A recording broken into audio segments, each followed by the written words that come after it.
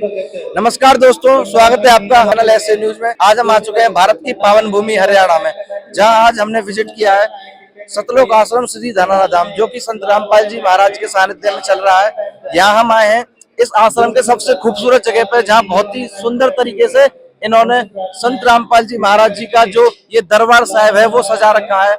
उसके ऊपर बहुत ही सुंदर अक्षरों में लिख रखा है इन्होंने पूर्ण ब्रह्म। ये कबीर भगवान को पूर्ण ब्रह्म मानते हैं। कबीर भगवान वही जिनको आज दुनिया कबीरदास के नाम से जानती है। और संत रामपाल जी महाराज जी के सानिध्य में ये एक बहुत ही अद्भुत कार्यक्रम चल रहा है। ये क्या कार्यक्रम है और इसमें एक वाणी भी चल रही है लगातार, वो किस लिए चल रही है, आइए कुछ लोगों से जो यहाँ के सेवादार हैं उनसे मिलते हैं और जान लेते हैं कि ये किस चीज उपलक्ष्य में हो रहा है। दर्शकों, अभी हम आ चुके हैं दरबार साहिब में, तो यहाँ हमें कुछ सेवादार मिले हैं जो इस चीज को मैनेज कर रहे हैं। आइए उनसे कुछ बात कर लेते हैं।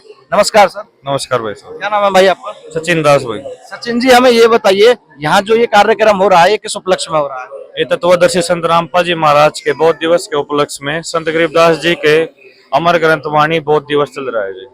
सर हमें ये बताइए बौद्ध दिवस क्या होता है? एक्चुअली अब से 38 साल पहले संत रामपाल जी महाराज जी ने, जो हमारे दादा गुरुदेव जी हैं स्वामी रामदेवानंद जी महाराज, उनसे नाम दीक्षा ली थी। तो संतों की भाषा में जिस दिन कोई संत अपने गुरु से नाम दीक्षा लेते हैं उसको बौद्ध दिवस कहते हैं। सर ये जो एक वाणी चल रही है, इस वाणी का चलने का क्या मतलब है? ये वाणी क्यों चलती है? अब से लगभग 300 साल पहले जब स्वयं परमात्मा कबीर साहेब गरीबदास जी महाराज जी को मिले थे, जिनके पंथ में आगे आकर के स्वामी रामदेवानंद जी महाराज हुए और जिनसे फिर हमारे गुरु जी और संत रामपाल जी महाराज जी ने नाम दीक्षा ली थी। तो अब से लगभग 300 साल पहले जब स्वयं परमात्मा कबीर साहेब गरीबदास जी को मिले थे, तो उन्होंने उनको सूक्ष्म वेद का ज्ञान दिया था। उनको वे सतलोक लेके गए थे और वहां जाकर के उनको सारे लोक दिखाए थे, और वो जो सूक्ष्म वेद है, जो तत्व ज्ञान है, वो सारा उनको दिया था। यहाँ आकर के उन्होंने वो तत्व ज्ञान एक ग्रंथ के रूप में लिखित कराया, और वो जो अमर ग्रंथ साहिब है, वो जो ग्रंथ साहिब है, उसी का नाम अमर ग्रंथ साहिब पड़ा, और उसी की वाणी का यह अखंड पाठ होता है। हमने बहुत से जो धर्मगुरु हैं या शंकराचार्य हैं उनसे सुना है कि सूक्ष्म वेद है, एक पांचवा वेद है। तो सर ये बताइए, ये पांचवा वेद और सूक्ष्म वेद क्या है, और अगर ये पांचवा वेद है तो बाकी वेदों से कैसे अलग है? इसके लिए एक संत रामपाल जी महाराज षष्ठी रचना के बारे में बताते हैं। षष्ठी रचना का जो पूरा परिचय कर दिया है रामपाल जी महाराज जी ने, इसके लिए आप उसको देखे जाएंगे। यदि आप डिटेल में जानना चाहें, मैं आपको शॉर्ट में बताता हूँ। तो जो षष्ठी रचना हुई थी उस समय पे, ये एक वेद का मतलब है ज्ञान। तो वो जो वेद है वो परमात्मा कबीर साहिब ने इस ब्रह्म को दिया था। वो जो संपूर्ण ज्ञान था उसमें से कुछ पार्ट जिसमें खुद ब्रह्म के बारे में जिक्र किया गया था कि हम यहाँ पे आत्माएं कैसे आई और यहाँ काल के जाल में हम कैसे फंसे, उसके बारे में जो ज्ञान दिया हुआ है उसमें यह भी बताया हुआ कि यहाँ से हम वापस कैसे जा सकते हैं। तो उस पार्ट को ब्रह्म ने अलग कर दिया, और बाकी का जो पार्ट था वेद का, उसको इन्होंने आगे समुद्र में छिपा करके और फिर अपने तीनों पुत्र जो ब्रह्मा विष्णु महेश है उनसे मंथन करा के प्रकट कराया, जो कि आगे ब्रह्मा जी को दिया। उसी वेद को जब व्यास जी थे, उन्होंने 4 वेद के नाम से लोगों को सामने रखा, जो उनकी जब उन्होंने लिखित करा दोबारा आकर के, जब बीच में वो लुप्त पर्याय हो गया था ज्ञान। तो सामवेद, यजुर्वेद, अथर्ववेद और ऋग्वेद के नाम से वे 4 वेद हैं। उनसे अलग जो ज्ञान अलग हो गया था ब्रह्म के टाइम पे, ब्रह्म ने अलग कर दिया था, तो उसको स्वयं परमात्मा बताने के लिए धरती पे आते हैं। वो चारों युगों में आते हैं। उसी वेद का नाम सूक्ष्म वेद है, वो तत्व ज्ञान है। उसमें यह क्लियर हुआ है कि हम आत्मा यहाँ से पूर्ण मोक्ष कैसे प्राप्त कर सकते हैं। उसी का ज्ञान इस अमर ग्रंथ साहिब में सूक्ष्म वेद के रूप में गरीबदास जी ने लिखित कराया था। सर हमें ये बताइए कि इस अमर ग्रंथ साहिब को, ये जो यहाँ लगातार वाणी चल रही है, इससे लोगों को क्या लाभ होगा या इसका पढ़ने का लाभ क्या है? जो सूक्ष्म वेद की वाणी है उसमें बहुत विशेष मंत्रों का जाप है, उसमें बहुत विशेष वाणियों का जाप है। जब वो अखंड पाठ ये 3 दिन तक चलता है, यहाँ पर जब एक बार शुरू हो गया था, ये पूरा अमर ग्रंथ कंप्लीट होने के बाद अमर ग्रंथ साहिब के, तभी ये वाणी का अपना अखंड पाठ कंप्लीट माना जाता है। तो इस अखंड पाठ में जितने भी प्राणी मात्र हैं, जितने भी इंसान हैं, उनको पूरे आत्मा पे, ये मान लीजिए कि आत्मा की खुराक है, जैसे हमारे शरीर को खाने की जरूरत पड़ती है, ऐसे आत्मा को परिपक्व होने के लिए इस वाणी की जरूरत पड़ती है। तो उसके स्वास्थ्य के लिए ये बहुत जरूरी है। ऐसा मानिए कि यदि ये वाणी कोई भी आत्मा सुन रही है तो उस पर इसका असर होगा, उसके पाप कटते चले जाते हैं और वो अपने सतलोक को जाने के लिए आतुर हो जाती है।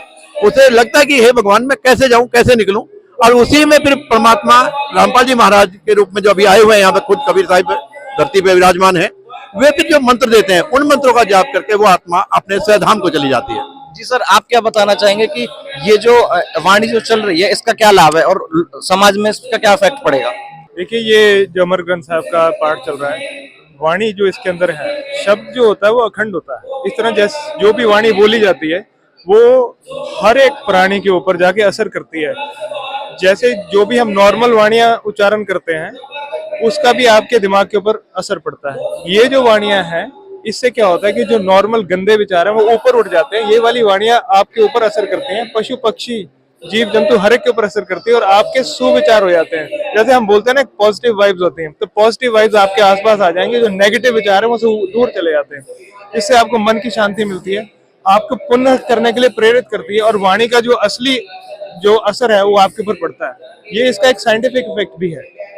सर, हम आपसे ये जरूर जानना चाहेंगे कि जब इस वाणी का अखंड पाठ का पढ़ने से इतने सारे बेनिफिट हैं, तो ये चीज आज तक लोगों से छुपाई क्यों गई है? ये समाज में उजागर क्यों नहीं गई? ये सूक्ष्म वेद, पांचवा वेद, ये आज तक समाज में उजागर क्यों नहीं है? देखिए, ये जो अभी आपको बताया था कि सृष्टि रचना में इसकी पूरी जानकारी आपको मिलेगी कि ये काल भगवान जो ब्रह्म जिसको हम कहते हैं उसने ये ज्ञान छुपा लिया था, क्योंकि वो ये नहीं चाहता कि किसी भी प्राणी को यहाँ पे जो उसके लोकों में निवास कर रहे हैं उसको मोक्ष मिले। वो नहीं चाहता, वो चाहता हम इसके लोक में फंसे रहें। इसीलिए उसने शुरू में ही जब वेदों का ज्ञान दिया तो 4 वेदों का ज्ञान दिया। उसने सूक्ष्म वेद वाला जो ज्ञान था जिसको हम सूक्ष्म वेद बोलते हैं वो उसने छुपा लिया था, उसने वो नष्ट कर दिया। उसमें उसके बारे में ज्ञान था, सृष्टि की रचना के बारे में ज्ञान था, सारे देवताओं की उत्पत्ति के बारे में ज्ञान था। उसके अंदर ये ज्ञान भी था कि एक आत्मा मोक्ष कैसे प्राप्त कर सकती है। जब वो ज्ञान लुप्त हो गया तो परमात्मा ने स्वयं आकर के वो जो वेद का ज्ञान था वो खुद ही दिया और उस ज्ञान को सूक्ष्म वेद कहा जाता है। अब परमात्मा ने वैसे तो हर युग में आके ये ज्ञान दिया है, सतयुग में भी, त्रेता में, द्वापर में और कलयुग में जो हम मेन जिसकी बात कर रहे हैं 600 साल पहले, आज से 600 साल पहले कबीर परमेश्वर ने आके ये ज्ञान दिया था और उन्होंने वो लिपिबद्ध भी करवाया था जो कबीर सागर के रूप में हमारे पास उपलब्ध है। धीरे धीरे उसके अंदर मिलान होता गया और उसकी अशुद्धि हो गई। उसको पूर्ण करने के लिए परमेश्वर कबीर जी फिर स्वयं फिर से आए और गरीबदास जी को सन 1727 में सतलोक में ले जाकर उन्होंने फिर से ये ज्ञान दिलवाया और जो कि गरीबदास जी ने लिपिबद्ध करवाया और ये ज्ञान फिर इस अमर ग्रंथ रूप में हमारे पास आज उपलब्ध है। इसका जो प्रचार संत रामपाल जी महाराज, जो कबीर पंथी संत रामपाल जी महाराज है, उन्होंने वो किया है। उस प्रचार करने से ही ये अब सारे समाज के पास ये ज्ञान जा रहा है। इसका ये टाइम निर्धारित था कि जो इस पीढ़ी को परमात्मा ने मोक्ष प्रदान करवाना है उसका यही टाइम था। इसीलिए आज आप देखेंगे कि संत रामपाल जी महाराज ने पिछले 30-35 सालों से इस ज्ञान को जन जन तक पहुंचाने की एक मुहिम उठा रखी है और ये ज्ञान अब फैल भी रहा है। सर, हम आपसे ये भी जानना चाहेंगे इसमें और कौन सी वो खास बातें हैं जो और वेदों में नहीं है? इसमें सबसे खास बात यह है कि जो ब्रह्म था, ब्रह्म कौन है, यहाँ पर हमारे साथ ब्रह्म क्या चाहता है, क्या करता है जो हमें यहाँ से जाने देना नहीं चाहता। हमारे यहाँ से निकलने का जो सूक्ष्म राज है वो इस अमर ग्रंथ साहिब में बताया हुआ है और इसमें ऐसी ऐसी चीजें बताई हुई हैं, ऐसी वाणी है। ये स्वयं परमात्मा कबीर जी यहाँ पर आकर के चीजों को क्लियर करते हैं, यहाँ पे आकर के स्वयं संत के रूप में आते हैं और तब इसके बारे में बताते हैं। 3 चीजें बताता हूं मैं आपको। पहले तो चारों वेदों में कबीर परमेश्वर आते हैं इसी सूक्ष्म वेद के ज्ञान को बताने के लिए। परमात्मा की एक वाणी है, सतयुग में सत सुकृत कह टेरा, त्रेता नाम मुनिंदर मेरा, द्वापर में करुणा में कहाया, कलयुग नाम कबीर धराया। यानी वे चारों युगों में आते हैं। उसके बाद में जब ये वाणी अब से 600 साल पहले कबीर जी के रूप में जब परमात्मा कबीर स्वयं आए थे, उस समय जो उनके एक शिष्य थे धर्मदास जी, उन्होंने लिपिबद्ध की थी। यही वाणी अब से 300 साल पहले गरीबदास जी को जब परमात्मा कबीर जी मिले, उन्होंने एक संत हुए हैं गोपाल दास जी, उनसे लिपिबद्ध कराई।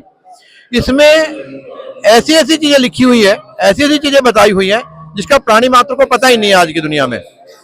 इसमें दिया हुआ है कि जो हरियाणा का नाम सुना है आपने, हरियाणा का नाम, अब ये लगभग 1966 में हरियाणा जो है ये अस्तित्व में आया है, जबकि ये अमर ग्रंथ साहिब अब से 300 साल पहले लिखवा दिया गया। तो इसमें दिया हुआ है उत्तर दक्षिण पूरे पश्चिम फिरता दाने दाने नु सर्वकला सतगुरु साहिब की हरियाए हरियाणे नु।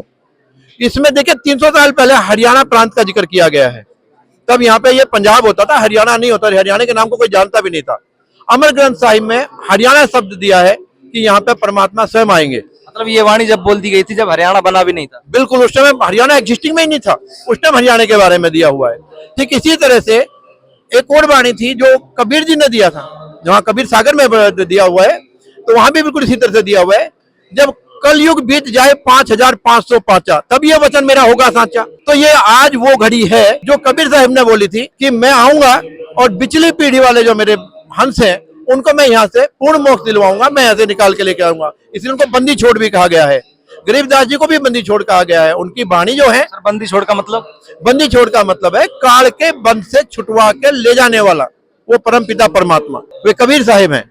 और यहाँ ये जो वाणी है इसको भी आज जगत गुरु संत रामपाल जी महाराज स्वयं, जो परमात्मा कबीर जी आज जगत गुरु संत रामपाल जी महाराज के रूप में धरती पर अवतरित हैं, वे इस वाणी को खोल रहे हैं और प्राणी मात्र के उत्थान के लिए, प्राणी मात्र के कल्याण के लिए, उनको पूर्ण मोक्ष दिलाने के लिए दिन रात इसमें कार्यरत हैं। और इस चीज को किसी भी तरह से अपने बच्चों को समझा रहे हैं कि बच्चों ये हमारा देश नहीं है, ये हमारी जगह रहने की नहीं है, ये हमारा लोक नहीं है, चलो सतलोक चलें। उसी वाणी को हम यहाँ पर अमर ग्रंथ साहिब के नाम से 3 दिन तक अखंड पाठ में हम इसका पाठन करते हैं, जिसके उपलक्ष्य में आज आप सब यहाँ पर उपस्थित है। तो अभी आपने सुने ये संत रामपाल जी महाराज जी कुछ शिष्य हैं, इनके विचार सुने। इन्होंने बताया कि ये जो सूक्ष्म वेद है आज तक क्यों छुपाया गया था, और संत रामपाल जी महाराज जो कि बहुत ही समाज सुधारक का और उपकार का काम कर रहे हैं, उस जो जिस चीज पर पर्दा आज तक डाला गया था उस चीज को उजागर कर रहे हैं, समाज को एक नई राह दिखा रहे हैं। ये संत रामपाल जी महाराज का एक बहुत बड़ा उपकार है। और काफी जो भेद हैं इसमें जो बताए गए हैं वो भी सर ने एक्सप्लेन करे हैं। आगे भी हम आपको ऐसी वीडियो दिखाते रहेंगे। आप देखते रहिए ऐसे न्यूज, सच जो आप जानना चाहते हैं।